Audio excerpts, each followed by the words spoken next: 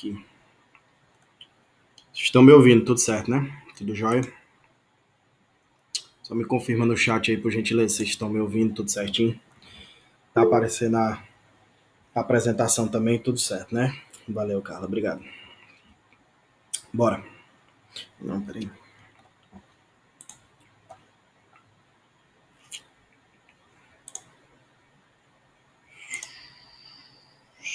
Beleusas. Então, simbora, camada. Quem for chegando aí, eu vou aceitando aqui pelo celular. Então, vamos lá. Língua portuguesa, vamos fazer um combo aqui.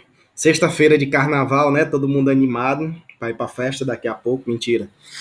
Vocês são vencedores fortes de estarem aqui na sexta pré-carnaval querendo assistir aula, né? Todo mundo no mesmo sonho. Vamos trabalhar aqui 10 questões de língua portuguesa só no CEP. Só trouxe questões da NUCEP aqui de diversos assuntos para a gente trabalhar aí diversas nuances e diversas situações. Na tela para vocês, a primeira questão de cara. Nós temos um textozinho aí, interpretação. E aí já vai aquela velha dica que quem já é meu aluno mais antigo lembra.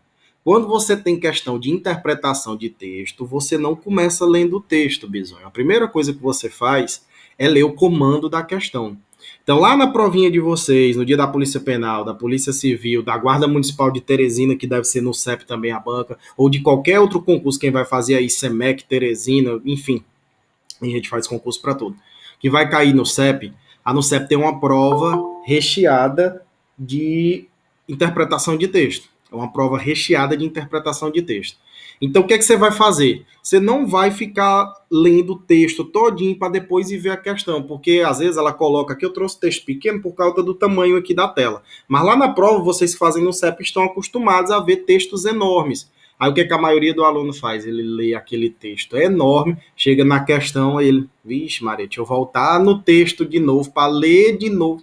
Você perde tempo, você se cansa. Eu já ensinei isso aqui para vocês. Então, a primeira coisa que a gente faz em questão de interpretação de texto é ler o comando da questão, porque aí você já vai ler o texto procurando a resposta daquela questão. Muitas e muitas questões eu já vi prova da NUCEP, na PMP, não, no CBMEP, se eu não me engano. O que a NUCEP fez? Colocou um texto enorme, gigante. Aí a questão lá embaixo tinha: podemos inferir do primeiro parágrafo do texto, o cara, puta que ele pariu. Se eu tivesse lido só o primeiro parágrafo, eu responderia a questão. Mas não, o indivíduo leu aquele texto enorme para depois ele descobrir que só precisava ter lido o primeiro parágrafo.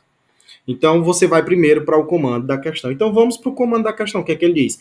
Ao afirmar que e, se não tivermos nenhum medo, estaremos sendo perigosamente alienados. A autora sugere que uma dose de medo é necessária para... Agora sim, nós vamos já ler... Você vai perceber que você vai ler o texto procurando responder isso aqui de novo. Quando a autora afirma, e se não tivermos nenhum medo, estaremos sendo perigosamente alienados. O que ela quis dizer com isso? Agora a gente vai ler o texto procurando entender o que foi isso aqui, veja. A violência não é uma fantasia, saiu o título bugado aí. A violência nasce conosco, faz parte da nossa bagagem psíquica, do nosso DNA, assim como a capacidade de cuidar, de ser solidário e pacífico. Somos esse novelo de dons. O equilíbrio ou desequilíbrio depende do ambiente familiar, educação, exemplos, tendência pessoal, circunstâncias concretas, algumas escolhas individuais. Vivemos numa época violenta. Temos medo de sair às ruas, temos medo de sair à noite, temos medo de ficar em casa sem grades, alarmes e câmeras ou bons e treinados porteiros. As notícias da imprensa nos dão medo em geral. Perceba o contexto do texto aqui. Nós estamos falando da sensação de quê? De insegurança, que todos nós no Brasil vivemos aí por causa da criminalidade. Não são medos fantasiosos, são reais.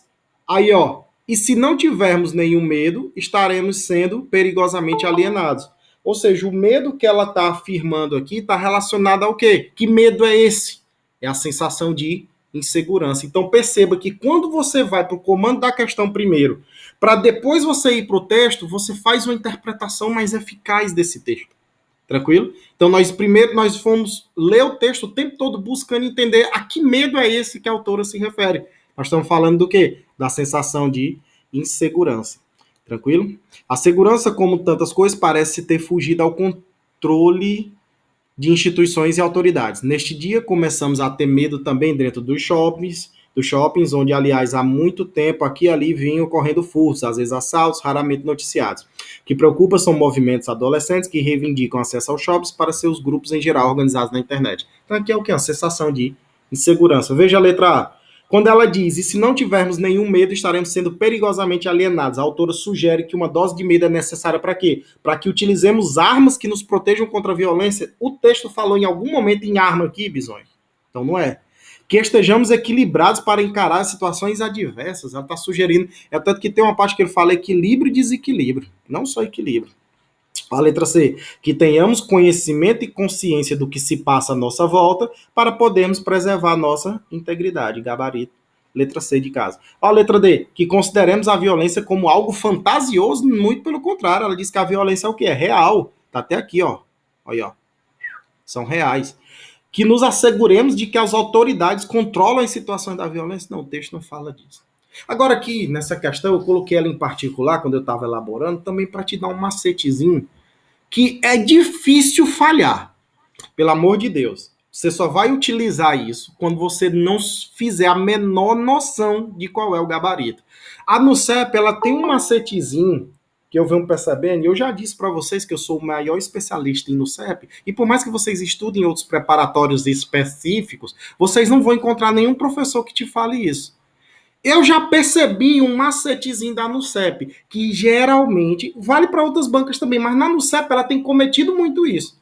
Geralmente, a resposta correta é aquela maior. Olhe para as alternativas, veja como a letra C ela é bem maior do que as outras. Professor, é uma coincidência. Ok, eu também comecei achando que era uma coincidência, mas eu percebi esse padrão. Isso em questões de português, questões de direito administrativo, constitucional, penal, processual penal, às vezes é legislação, lei de abuso de autoridade, crimes hediondos, enfim, que ela bota aquelas alternativas bem grandes, e eu já percebi que geralmente a resposta é aquela alternativa maior. Ou o contrário, às vezes ela bota 4 alternativas bem grandonas e tem uma que é bem pequenininha, e geralmente essa bem pequenininha é a resposta. Então fiquem atentos e usem essa dica para quando vocês olharem para uma questão que vocês não tiverem a menor ideia, só é para utilizar isso aqui, Bisonho. Quando você não tem a menor... Professor, eu li as 5 alternativas, eu não faço a menor ideia. Olha para a maior que tiver, marca. A chance de você acertar é grande.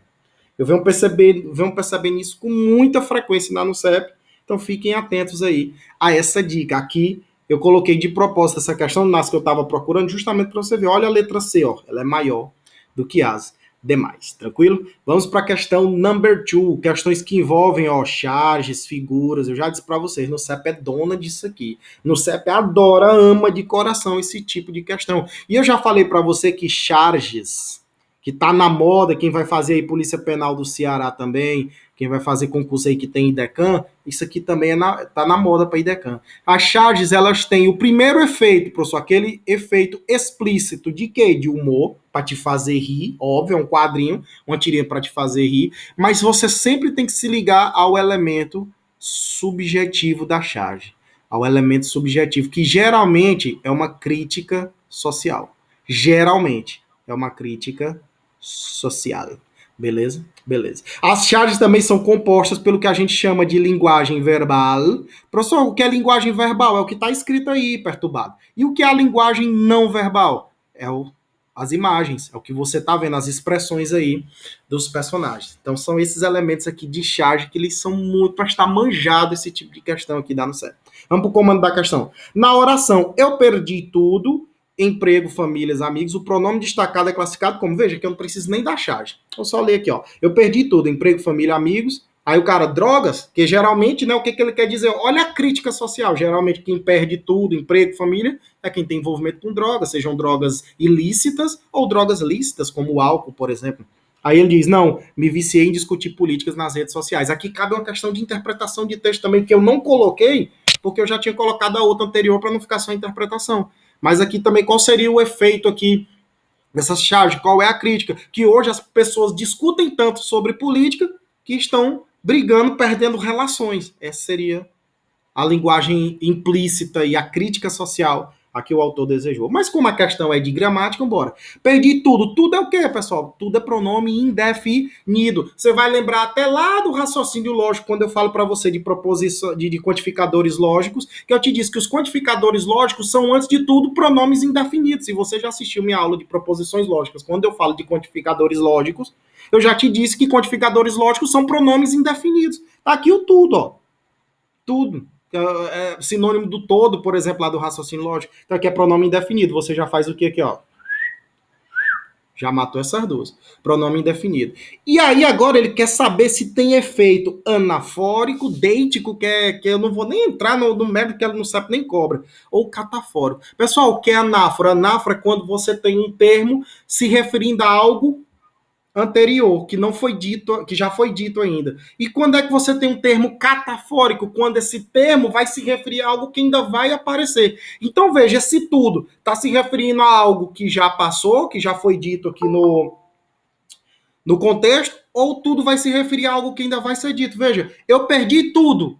O quê? Opa, parou. Eu ainda vou dizer que tudo é esse, ou seja, o tudo está se referindo a algo que eu ainda vou dizer aqui no meu discurso, ou seja, uma construção catafórica. Muito simples, muito fácil, você não perde esse tipo de questão. E cuidado, isso aqui está na aula 2 de língua portuguesa, que você, quem é do curso da Polícia Penal e da Polícia Civil, tem essa aula, aula número 2, de coerência e coesão. Tá lá dentro, anáfora e catáfora. Isso aqui a NUCEP tem cobrado muito, muito, muito, muito. Eu farejo, ó. Farejando questão esse estilo de questão que é típica da NUCEP. É lógico, aqui é uma questão da NUCEP, evidente, e é típico ela repetir, vocês sabem, NUCEP é repeteco. Então fiquem muito atentos. Tudo, todos, ninguém, nenhum, são o quê? Pronomes indefinidos. Você vai lembrar dos quantificadores lógicos lá do raciocínio lógico, que para sorte de vocês eu sou professor dessa bagaça também. E aí, quando esse pronome se refere a uma coisa que ele ainda vai dizer no discurso, nós temos catáfora. Quando esse pronome se refere a algo que já foi dito, aí nós temos anáfora, construção anafórica ou construção catafórica. Eu perdi tudo. Tudo o quê? Eu ainda vou dizer. Então é futuro. Se é futuro, catáfora. Se é passado, anáfora. Gabarito tranquilamente aí para você na letra C de consagração. Show? Partimos para a próxima. Comando da questão sempre. Ó. Sempre começa em questões pelo comando da questão. Lógico, né? Os serviços prestados são tão ruins que há um inconformismo generalizado. Eu bato o olho nesse tipo de questão aqui, eu já sei qual é a resposta. Eu tô tão treinado em NUCEP que eu olho, eu já sei a resposta de cara. As relações sintático-semânticas que se estabelecem entre as orações principal e subordinada são, professor, eu não vou ler o texto, presta atenção, aqui é uma questão que eu não preciso do texto, por isso que eu digo para você, não leia o texto antes de ler o comando da questão. Eu nem fiz de propósito, mas eu estou vendo agora. Veja que essa questão aqui, você sequer precisa ler o texto, Bisonho. Não perca tempo. Vocês estão acostumados a relatar para mim, professor, não dá tempo, professor, a prova é grande, professor, tem a redação, professor, é não sei o que, não dá tempo. E como para mim dá. E como para muitos candidatos dá tempo de fazer tudo tranquilamente. Eu faço o rascunho da redação, eu faço a redação, eu confiro o gabarito em 50 mil vezes e ainda sobra tempo. E eu nunca fiquei apertado no tempo em prova da NUCEP. Porque estratégia de prova, não perca seu tempo lendo o texto. Vai direto pro comando, ó. O comando você não precisa do texto. Aí ele quer as relações sintático-semânticas entre a oração principal. Professor, qual é a oração principal aqui? Aquela que tem sentido completo, ó. Os serviços prestados são tão ruins. Isso aqui você chama de OP, oração principal. Aí nós temos uma oração subordinada. Por que ela é chamada de oração subordinada? Porque ela não existe sozinha. Finge agora na sua memória que os serviços prestados são tão ruins. Não existe. Eu chego para você do nada e digo o seguinte: ei, bando de bisonho, que há um inconformismo generalizado. Vocês vão dizer, oi? É o quê? Vocês não vão entender. Por quê? Porque essa oração segunda aqui, essa oração, bora canetinha, me ajude. Essa oração segunda aqui, ó, que há um inconformismo generalizado, ela é uma oração que ela só tem sentido quando você lê a oração primeira aqui. Por isso que ela é chamada de oração subordinada. Ela está subordinada àquela lá. Ela é subordinada do tipo substantiva. Tranquilidade? Do tipo adverbial, perdão. Do tipo adverbial. Chops. Do tipo adverbial. E qual é o sentido aqui? É de causa, é de consequência, é de condição, é de comparação, é de quê? Veja, quando você quer saber causa e consequência, aqui as relações são de causa e consequência, certo? O gabarito aqui. Mas como que eu sei que isso aqui é causa, que a oração principal aqui tem um sentido de causa, e que a oração subordinada adverbial aqui é do tipo consecutiva? Ou seja, ela está me trazendo uma consequência. Você nunca vai esquecer disso aqui. Sempre que você quiser saber quem é causa, você vai dizer assim, ó, é quem vem primeiro. É o evento que aconteceu primeiro. E sempre que você quiser saber quem é consequência, é o evento que veio depois. Ora, pois. Faltou um E aqui. Consequência. Guarda não sai. Tranquilo? Então veja, vamos analisar aqui. O que aconteceu primeiro? Primeiro, teve o inconformismo das pessoas ou primeiro os serviços foram ruins? O que aconteceu primeiro nesse cenário aqui? Primeiro, o serviço foi ruim para que isso tenha acontecido algo depois, que foi o inconformismo generalizado. Então é sempre assim que você mata orações, as relações de causa e consequência. Causa é o evento que veio primeiro. O que aconteceu primeiro aqui? O serviço foi ruim. Então essa oração principal ela exprime a ideia de causa. E isso gerou uma consequência. O inconformismo generalizado, beleza? Questãozinha muito simples aí de causa e consequência, mas eu aproveitei para trazer aí para você sintaxe de período composto um pouquinho aí. Bora para a próxima. Aqui é aquele mesmo texto lá da primeira questão, certo? Só que agora, veja bem, ó, assim sendo, no texto acima, predomina a função de linguagem. Então, nós vamos ler esse textinho de novo, que nós já o lemos na primeira questão, para descobrir agora um temazinho chamado funções de linguagem. É a primeira aula, né? A aula que eu abri o curso lá atrás, há 2 anos atrás. Depois foi que eu coloquei as aulas de interpretação de texto, mas essa foi a primeira aula de língua portuguesa que eu dei para a NUCEP. Foi as aulas de funções da linguagem, a aula mais antiga de português, lá do canal do YouTube do Carreiras. Então veja, vamos ler esse texto aqui para descobrir. Professor, função expressiva. O que é função expressiva? É a mesma coisa de função emotiva. E aí você vai dizer que aqui, ó, são a utilização dos verbos, ó. A utilização de verbos em primeira pessoa, verbos de primeira pessoa, transmitindo emoções. Metalinguística, que é o texto falando sobre o texto. Você já sabe isso aqui, ó. É o texto falando sobre o texto. Função fática, tem que ter diálogo. Se não tiver diálogo, não tem função fática. Aqui o canal de transmissão, né? Função poética aqui, poesia, professor. Professor, mas só poesia? O que é que eu faço para reconhecer função poética também? A presença, Bisonho, ó, das figuras de linguagem. Presença aqui das figuras de linguagem. E a função referencial é a característica dos textos jornalísticos. Os textos jornalísticos. Eu vou abreviar e você anota aí. Com a linguagem aqui, ó, em terceira pessoa, chamada linguagem impessoal, que é o maior exemplo de função referencial, a redação dissertativa argumentativa que vocês vão fazer na prova. Vocês utilizam ali um texto impessoal, em terceira pessoa. É o maior exemplo de função referencial. É a redação que vocês fazem. Então, baseado nisso aqui, vamos ler o texto agora e vamos descobrir qual dessas funções aqui está lá. A violência nasce conosco. Opa, conosco, a primeira pessoa. Faz parte da nossa, primeira pessoa. Eu, tu, ele, nós, nossa, primeira pessoa. Do nosso, primeira pessoa. Assim como a capacidade de ser dela, somos, primeira pessoa. Esse novelo de dons. Professor, mas aqui tem figura de linguagem. Calma, mas é uma figurazinha. Aqui é a linguagem, ó, que predomina. Vamos ver, se tiver um bocado de figura de linguagem aqui, é um texto poético. Tranquilo? Tranquilo. Aqui tem uma novela, né? Somos como esse novelo de dons. Aqui tem uma metáfora aqui. O equilíbrio ou desequilíbrio depende do ambiente, tarará, circunstâncias concretas. Vivemos, primeira pessoa. Você já sacou, né? Numa época violenta. Temos, primeira pessoa. Temos, primeira pessoa. Temos de novo.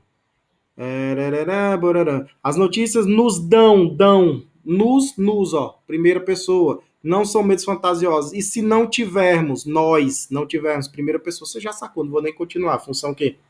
Expressivo, característica aí de primeira pessoa. Você matou o que predomina, você veja que quase não tem, só teve essa figurazinha de linguagem aqui, né, que tem uma metáforazinha aqui, aí o desavisado, opa, tem figura de linguagem, função poética, o professor disse, se tem figura de linguagem, a função que predomina. Todo o texto vai ter uma incidência de várias funções dentro dele, mas tem aquela que predomina. Aqui você vê que é um texto recheado de transmissão de emoções. A autora está te transmitindo o medo e a insegurança que a gente vive nos dias de hoje, função emotiva, função expressiva, caracterizada aí pelos pronomes aí de primeira pessoa, tranquilo? Depois que você sabe disso aqui, fica muito fácil. Faz até isso na prova. Tiver funções de linguagem, você já coloca na frente. Ó, parcefática é diálogo, poética tem que ter figura de linguagem. Referencial é terceira pessoa, igual a redação. Metalinguística, se for o texto falando sobre o texto, é um filme falando sobre a história do cinema, é uma música falando sobre música. Isso é a função metalinguística. Função expressiva emotiva, nós vamos ter aí os verbos a primeira pessoa, tá faltando uma, que é a conativa, né? A conativa ou apelativa, que é a do Magazine Luiza, compre agora. São verbos no imperativo. Vou até colocar aqui para você, ó. Tá faltando aqui, ó, a função conativa, que aí você vai lembrar do Magazine Luiza. Você não vai esquecer nunca mais. Magazine Luiza. Compre agora, verbos no imperativo. Professor, que são verbos no imperativo, professor, que eu sou um menino transante. Verbos no imperativo são aqueles que te exprimem ordem. Compre agora, faça isso. Show? Show. Veja como fica bem simples, bem fácil e bem elementar. Partimos para a próxima. Do ponto de vista da estrutura sintática, está correto o que se afirma em... Vou para a letra A. As formas verbais recusam, afastam-se, buscam em dois, no item 2, tem como núcleo do sujeito gramatical a palavra famílias. Agora eu vou ler o 2. Ele quer recusam, afastam e buscam. Eles querem saber se esses verbos, o sujeito deles, tem como núcleo famílias. Bora ver. Ó. No item 2. Não há dúvida de que algumas famílias ou integrantes delas recusam. Algumas famílias recusam. Recusam refere-se a famílias. A convivência com o grupo. Afastam-se, também está se referindo a famílias.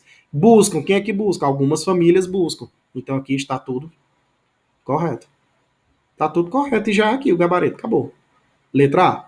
Tranquilo? Tranquilo. Vamos descobrir o resto por que tá errado. Não há dúvida de que algumas famílias, o verbo haver pede um complemento indireto no 2 aqui. Eu não preciso aqui, ó. Esse verbo haver aqui, ele está com sentido de existir. Anote, Bisonho, para você nunca mais esquecer isso aqui. Toda vez que o verbo haver tiver sentido de existir, professor, como é que eu sei que o verbo haver tem sentido de existir? Substitui. Não existe dúvida. Não há dúvida, não existe dúvida. Opa, ele tem sentido de existir. Se ele tem sentido de existir, Bisonho, você vai dizer que ele é impessoal, tranquilidade. Você vai dizer que ele é invariável, ou seja, ele sempre fica, o que é que significa? Que ele sempre fica na terceira pessoa do singular. Ele sempre vai estar na terceira pessoa do singular. E tem outra característicazinha que talvez muitos de vocês não sabem. Quando o verbo haver tem sentido de existir, além dele ser impessoal, além dele ser invariável, ou seja, ele sempre tem que ficar na terceira pessoa do singular, ele é intransitivo. Ele é intransitivo. Anote que isso aqui cai, despenca. Todas as questões são no CEP, veja como ela gosta. Intransitivo. O que é que significa? Que ele não precisa de complemento. Então, toda vez que o verbo haver aparecer para você com sentido de existir, você vai dizer, opa, ele é impessoal. Ele não tem pessoa do discurso. E o que é que isso significa, professor? Que ele é característico de oração. Anote. Oração sem sujeito. Anote, Bisonho. Nós temos sujeito simples, composto, oculto, desinencial, elíptico, que é a mesma coisa, e o sujeito indeterminado. E nós temos as orações sem sujeito. Verbos que exprimem fenômeno da natureza, o verbo fazer quando indica tempo decorrido, e o verbo haver com sentido de existir. De novo, oração sem sujeito, verbo haver com sentido de existir, verbo fazer quando indica tempo decorrido, e os verbos que exprimem fenômenos da natureza. São todos chamados verbos impessoais, ou seja, eles não têm pessoa do discurso, ou seja, eles não têm sujeito. Show? Show. Então não pode ser objeto, ele pede um complemento indireto. Não, ele não pede complemento nenhum, porque ele é o quê? Intransitivo.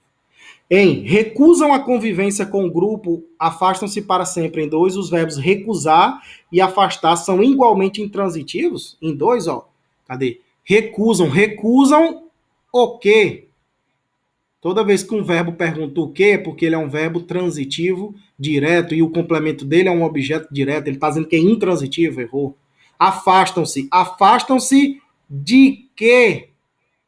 Quem se afasta de alguma coisa. Lembra que eu até falei, se tem o se, pede a preposição. Afastam-se de preposição. Ele precisa de um complemento, então ele é um verbo transitivo. Como esse complemento vem com a preposição de, ele é um verbo transitivo indireto, o complemento, obviamente, é o objeto indireto.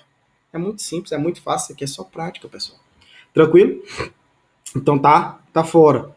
Na letra D, ou que já se encontra em estado de falência. Em um, o termo de falência tem valor de adjunto adverbial, já se encontra em estado. Estado, anote para você sempre lembrar, que eu sei que vocês erram lá nas perguntas da caixinha lá do Carreiras, eu vejo como vocês erram isso aqui, bicho. Vocês erram isso aqui no que é adjunto adnominal e complemento nominal.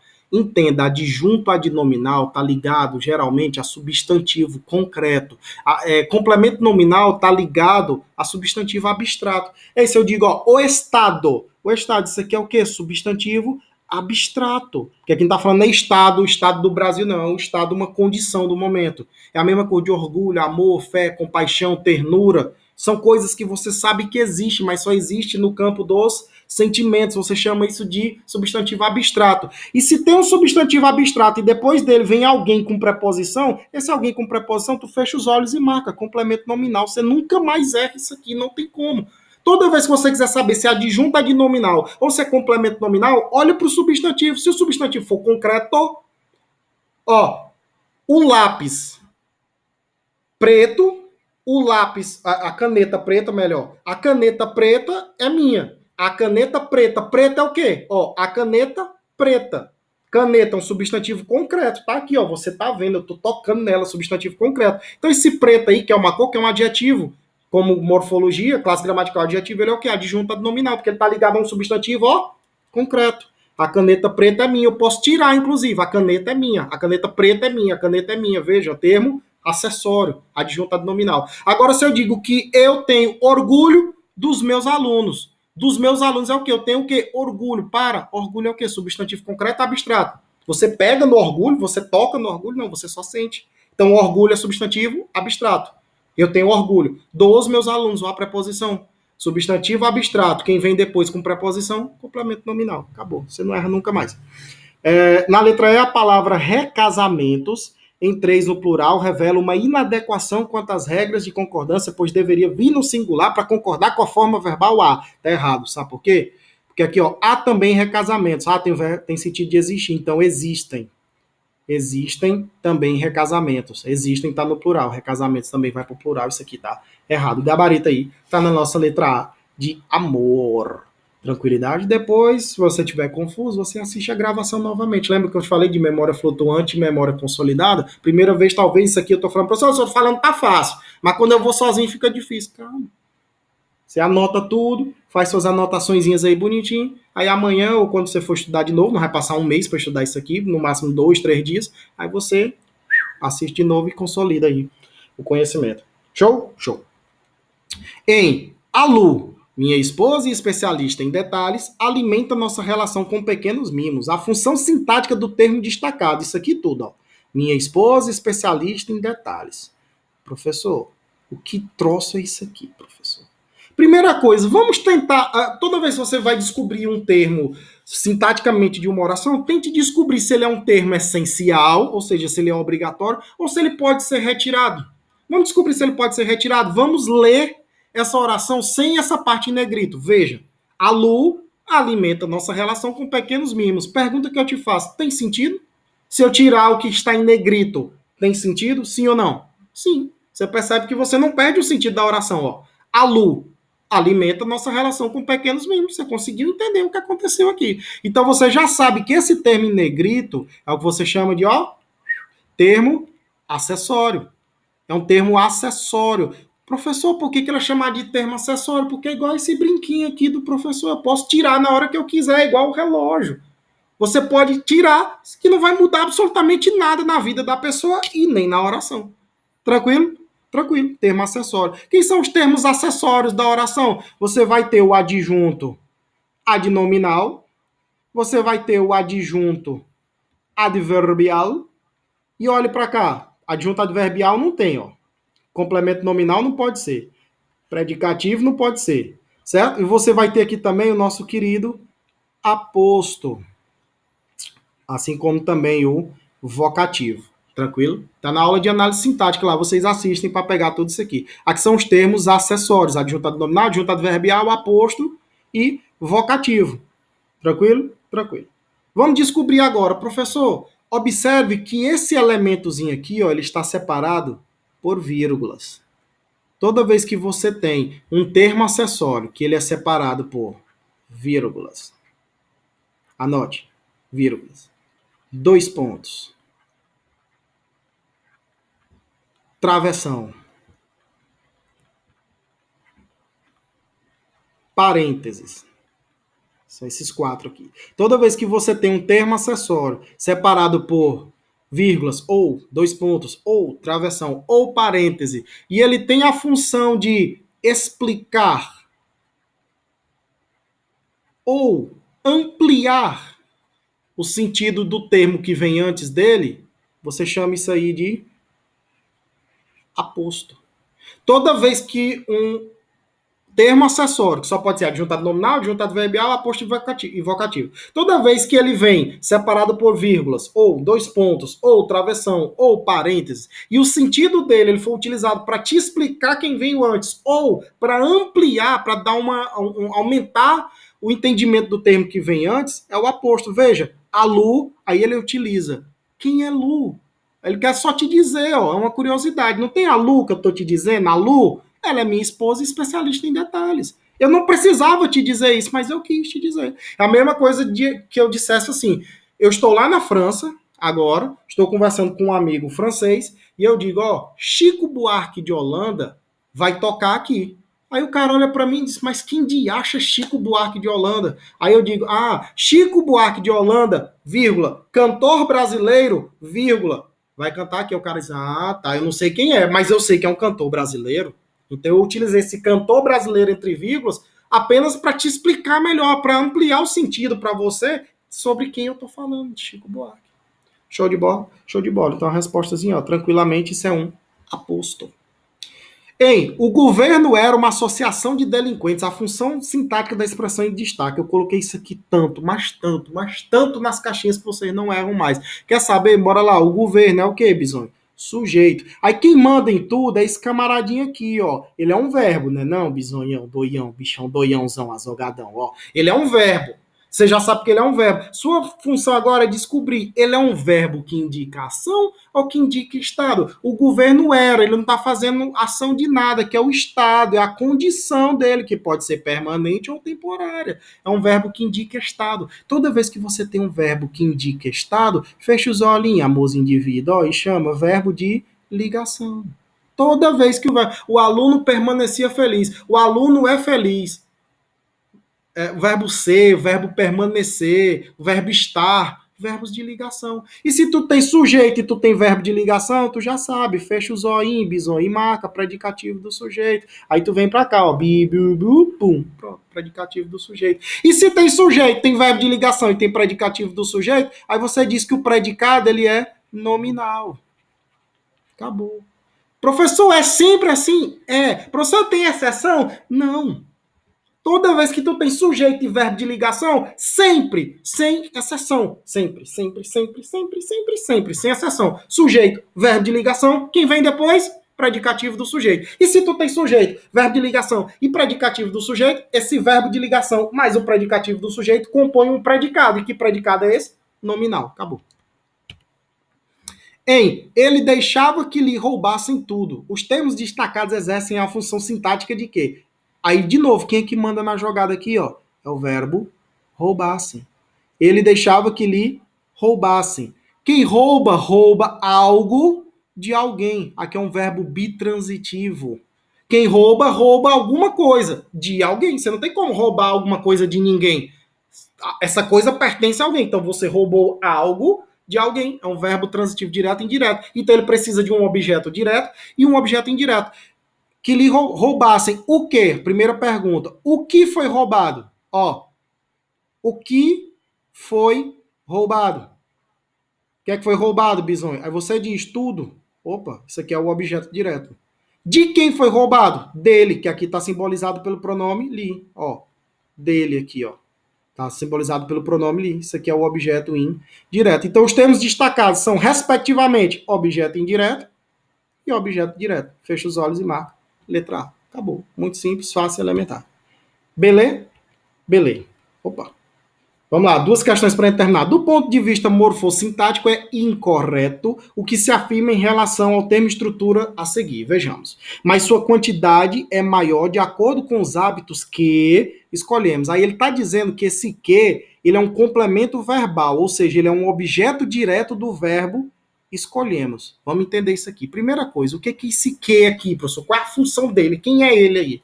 Ó, mas sua quantidade é maior de acordo com os hábitos. Ponto. Isso aqui é uma oração. Hábitos que nós escolhemos. Nós escolhemos hábitos. Então, esse que aqui está substituindo a palavra que vem antes dele. Ó.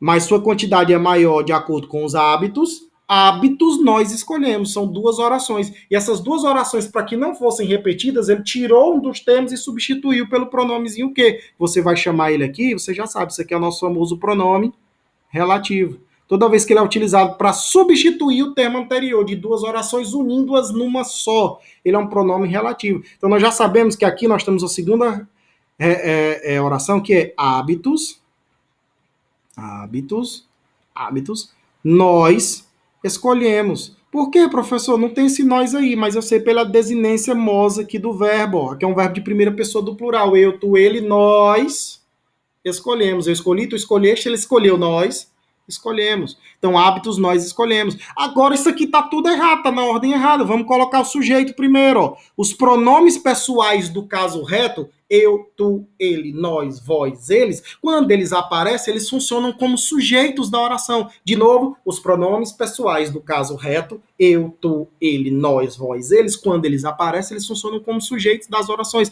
Então, nós, sujeito, nós escolhemos hábitos. Tranquilidades, tranquilidades. Nós escolhemos hábitos. Nós, sujeito, escolhemos o quê? Se nós escolhemos o quê, você já sabe se é verbo transitivo direto, hábito. Se é o verbo transitivo direto, ele só pode ser o quê? Objeto direto. Se o hábitos é objeto direto, o pronome que ele substituiu também é o quê? Objeto direto. Então tá tudo certo aqui na letra A. Se ficar confuso, bagunçado, você assiste depois com calma de novo. Bem, a gente explica, sujeito de explica. Sim, verbo explica, a gente explica. Sujeito, bem tranquilo, bem fácil, bem simples, bem elementar. Eles são neutralizados pelo sistema antioxidante que já existe em nosso organismo. Ele está dizendo que isso aí em nosso organismo é um adjunto adverbial. Aí você para tudo e diga o seguinte, ó, eles são neutralizados pelo sistema antioxidante que já existe. Qual é a transitividade desse verbo aqui? Existe é um verbo intransitivo. Ó. Quando eu digo eu existo, ponto, acabou, já tem sentido completo, eu não preciso de complemento. Então isso é um verbo intransitivo. Se ele é intransitivo, todo o termo que vem depois de um verbo intransitivo, você fecha os olhos e marca adjunto, não é adnominal, não, é adverbial. E aí ele quer errado, acabou. Gabarito, letra C. Os antioxidantes atuam na saúde da pele, portanto, ele está dizendo que introduz uma explicação conclusiva. Você já sabe, né? Portanto, características de orações coordenadas sindéticas do tipo explicativas ou conclusivas, que no caso aqui é uma conclusão explicativa. Tá tudo certo. E na letra E, os antioxidantes de alimentos e cosméticos tem o quê? Tem o quê? Você já sabe, se pergunta o quê, isso aqui é o quê? Objeto direto. E é o que ele diz. Complemento, objeto direto de tem. Fechou. Gabarito aí na letra C de consagração. Show? Show. Para fechar, no trecho sublinhado em aponta para a chegada de pessoas interessantes à sua vida. O emprego do acento grave indicativo de crase é facultativo porque, veja, depois do azinho aqui, tem um elementozinho aqui que você chama de pronome possessivo. E aí, bisonho, lembre-se das regrinhas de crase. Por quando é que a crase é facultativa? Antes de pronome possessivo, antes da preposição. Eu estou botando assim, você anota bonitinho aí, antes da preposição até e antes de nome próprio feminino. Porque, óbvio, que masculino nunca se usa crase antes de nome masculino, né? Se você tiver pronome possessivo, preposição até ou nome próprio feminino, em todos esses casos você tem crase. Você tem aqui, ó, crase facultativa. Agora, por que a crase é facultativa? Porque tem um elementozinho que é facultativo também, que é o uso do artigo. Anote. Professor, mas por quê? Não tem que perguntar por quê, não. Só anota e decora. Você não quer virar professor de português? Nem eu que dou aula disso aqui. Eu não sou formado em letras, eu não preciso saber por que é o artigo que é facultativo. Não interessa. Só basta você saber a regra. Se a crase é facultativa, é porque o artigo também é facultativo, que é sinônimo de quê? Opcional, gabarito, letra.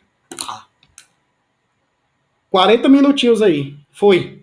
Beleza? Show? Vou passar para o YouTube. Disponibilizo para vocês aí nos grupos. Beleza? Dúvidas, perguntas? Show? Rapidão, né? Rapidão. Estudem isso aqui. Deem atenção à língua portuguesa, porque sua aprovação... Eu gosto de alfinetar. Quem é que tá aqui? Deixa eu ver quem é que tá aqui, rapidão. Quem é que ainda tá aqui? Deixa eu só ver quem são de vocês que estão aqui. Quem são os perturbados que estão aqui assistindo essa aula aqui? Tem o Luan, Francisco, o Hércules, Alan, Renato Augusto, beleza. Para vocês que estão aqui, ó, não seja específico não, seja completo. Não entendeu a última? Deixa eu voltar aqui. O que é que você não entendeu, meu anjo? Me explique o que é que você não entendeu. Porque geralmente você diz, professor, não entendi. Sim, mas não entendeu o quê? Não sei, tô perdido igual segue em tiroteio. Veja, de novo. Bora lá. Cadê? Volte, volte. Ó, aqui nós temos uma crasezinha, né? E a questão já te diz que é facultativa, certo? Certo. Facultativa é a mesma coisa de opcional. Você pode utilizar essa crase ou não. Aí eu tô te explicando que existem 3 casos em que a crase é opcional. Quando é que a crase é opcional? Quando você tem pronome. Ó, quando você tem pronome possessivo. Professor, o pronome possessivo é daquele do exorcismo de Emily Rose, possessão do diacho, não é? É não, doido, perturbado. Possessivo é de posse. Meu, minha, teu, tua, seu, sua. Opa. Ó. Meu, minha, teu, tua, seu, sua. Nossos, nossas, vossos, vossas. Seu, suas. Beleza? Se você tem pronome possessivo, se você tem a preposição até, que não é o caso, eu estou te dando os exemplos onde a crase é facultativa. Quando você tem pronome possessivo, quando você tem a preposição até, e quando você tem o terceiro caso, nome próprio feminino. Por exemplo, quem foi que me perguntou? Quem foi a pessoa que me fez a pergunta? Como é seu nome? Cadê, meu Deus? Maiara, pronto. Maiara é um nome próprio feminino. Então, antes de nomes próprios femininos, antes da preposição, depois da preposição até, e antes de pronome possessivo, o que é que acontece? A crase, ela é facultativa, eu posso usar ou não. Ou seja, aqui, ó, eu poderia ter retirado essa crase. Ó, chegarei, veja, chegarei até às 22, até às 22 horas. Veja aí, chegarei até às 22 horas. Professor, tem crase ou não? Tanto faz. Por quê? Ó, porque tem um pronome, a preposição até. Se tem a preposição até, depois dela, eu posso utilizar a crase ou não. Então, tanto faz eu dizer assim ou assim. Tranquilo? Aqui é a mesma coisa, ó, sua, meu, minha, teu, tua, seu, sua. Pronome possessivo. Então, antes de pronome possessivo, a crase também é facultativa. Ó, entregue. Entregue. O que, professor? O livro. A quem? A Maiara. A Maiara.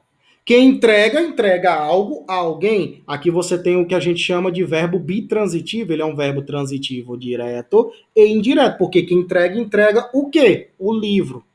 O que? O livro. Isso aqui é o objeto direto. A quem ou a preposição a quem?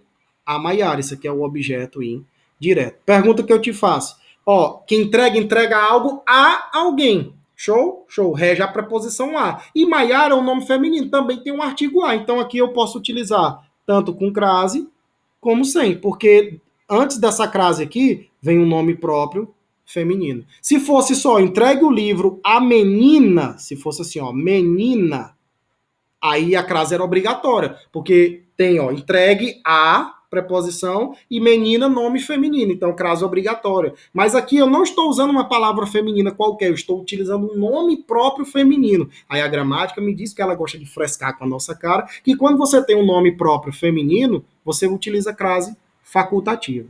Certo? Certo. Então eu te expliquei por que é facultativo. Aliás, te mostrei os casos em que a crase é facultativa. Tranquilo? Tranquilo. Agora ele quer saber por que, que é facultativo. É porque a preposição é facultativa? É porque a palavra vida é do gênero feminino? É porque o pronome possessivo su é dispensável, ou seja, pode ser retirado? É porque o termo sublinhado é complemento nominal? Não. Ela é facultativa porque o artigo é opcional. Eu quero só que você memorize, Maiara e demais que ainda estão aqui, que toda vez que você tem caso de crase facultativa, que são esses três aqui, aqui são os casos que explicam. E por que, que é facultativo? Porque o artigo é opcional. A preposição ela é obrigatória, mas o artigo é opcional. Tranquilo? Se a crase é facultativa, é porque o artigo também é facultativo. Aqui é só te explicando que é facultativo porque o artigo é opcional. Você utiliza o artigo ou não. Porque crase nada mais é do que a junção da preposição a mais o artigo a, não é isso que é crase? A definição de crase é quando você tem a preposição a mais o artigo a. Entregue o livro a quem? A quem? A preposição. Maiara, a Maiara. Artigo, certo? Antes de palavra feminina, nós temos o artigo a. E esse artigo, nos casos opcionais, ele também é opcional. Show? Entendeu, Maiara? Sim ou sim? Professor, a Idecan ganhou alguns concursos aqui no Piauí. Acha que tem a possibilidade de ganhar a PP Piauí? Tem não, homem. Quantas vezes nós já dissemos que é no CEP, homem de Deus?